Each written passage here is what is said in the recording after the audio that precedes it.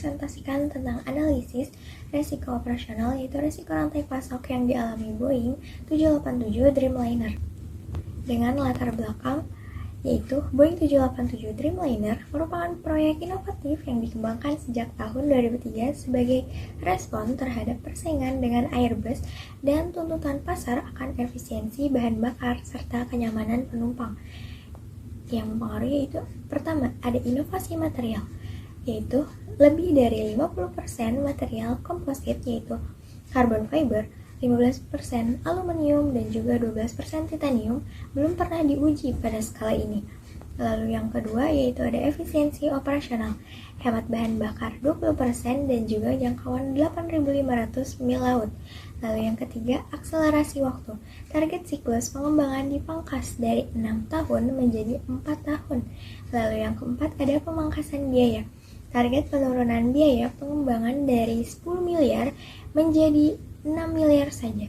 Lalu ada resiko operasional, yaitu rantai pasok. Yang pertama itu ada teknologi. Material komposit yang lebih dari 50% struktur pesawat ini menggunakan material komposit. Lalu ada aluminium 15% dan juga titanium 12%.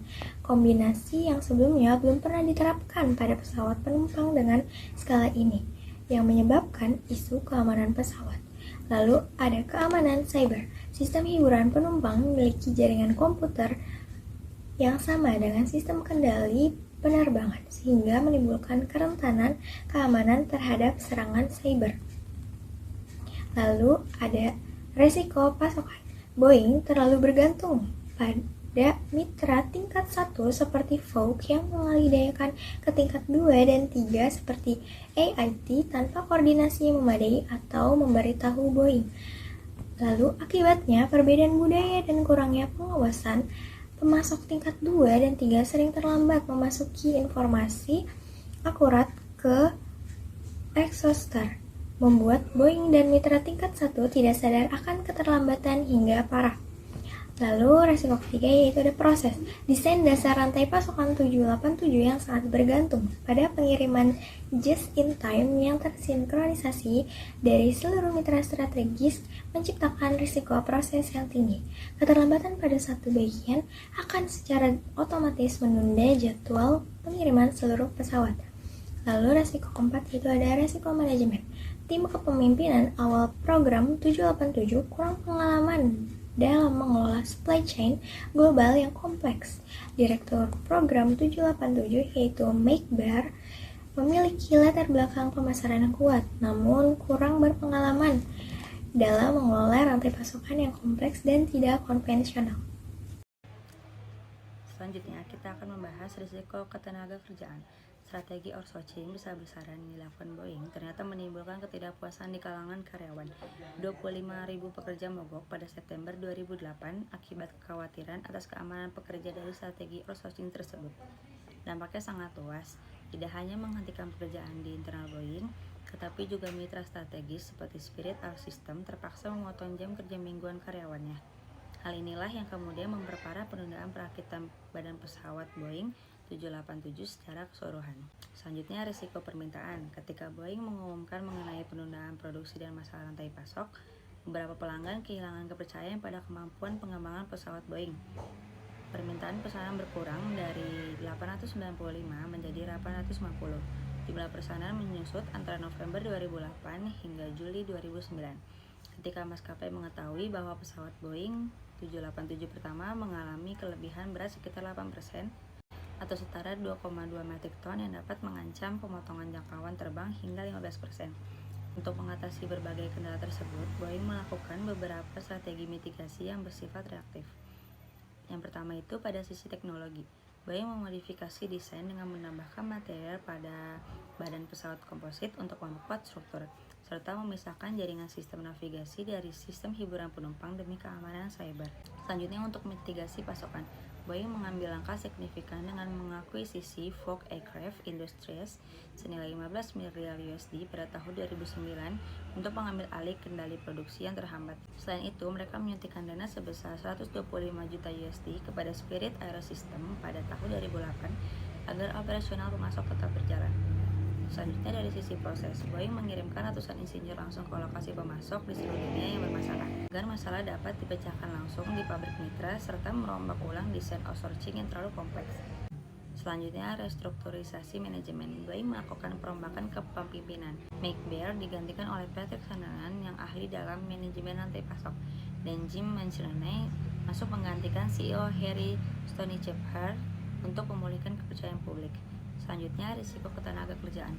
Boeing mengakhiri pemogokan dengan memberikan kenaikan upah sebesar 15% selama 4 tahun dan berkomitmen untuk membatasi kebijakan outsourcing di masa depan agar kondisi kerja lebih stabil. Untuk risiko permintaan, Boeing harus membayar denda keterlambatan kepada maskapai dan menyediakan pesawat pengganti seperti tipe 737 atau 747 bagi pelanggan yang terdampak demi mencegah pembatalan pesanan secara total.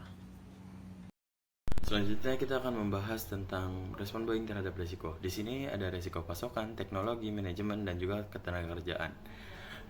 Pada pasokan, aksi yang dilakukan Boeing adalah membeli Fox seharga 1 miliar karena kegagalan produksi. Seharusnya Boeing bisa melakukan seleksi ketat dan validasi kemampuan mitra pengelola di Tier 2 sejak awal. Selanjutnya ada teknologi. Di sini Boeing melakukan modifikasi desain dan penambahan material di tengah jalan. Seharusnya mereka bisa melakukan uji kelayakan komposit bertahap sebelum melakukan produksi massal. Lalu ada resiko manajemen, yaitu di sini Boeing merespon memecat direktur program saat rantai pasok kolaps. Padahal di sini Boeing bisa melakukan membentuk tim ahli logistik rantai pasok sejak hari pertama. Lalu ada risiko ketenaga kerjaan. Di sini Boeing melakukan kenaikan gaji 15% karena pemogokan 2 bulan yang dilakukan oleh pekerja. Padahal Boeing di sini bisa melakukan komunikasi terbuka dengan serikat pekerja mengenai batas outsourcing, sehingga tidak ada miskomunikasi di antara mereka. Membahas tentang respon Boeing terhadap risiko, di sini ada visibilitas rantai pasokan. Boeing bisa menggunakan IT untuk memastikan transparansi seluruh rantai pasokan.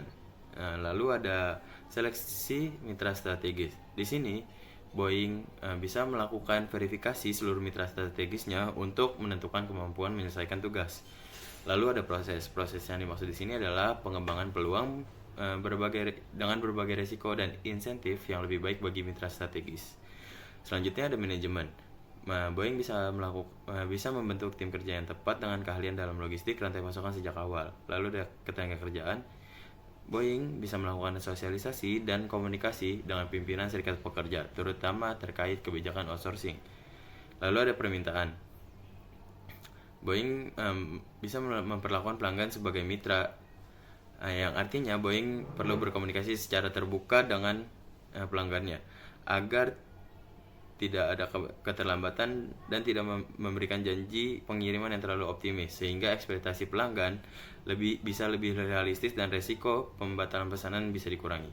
Lalu ada kesimpulan, Boeing menghadapi resiko operasional kompleks pada proyek 787 Dreamliner akibat ketergantungan tinggi pada supplier eksternal dan lemahnya visibilitas rantai pasokan, menyebabkan keterlambatan dan peningkatan biaya.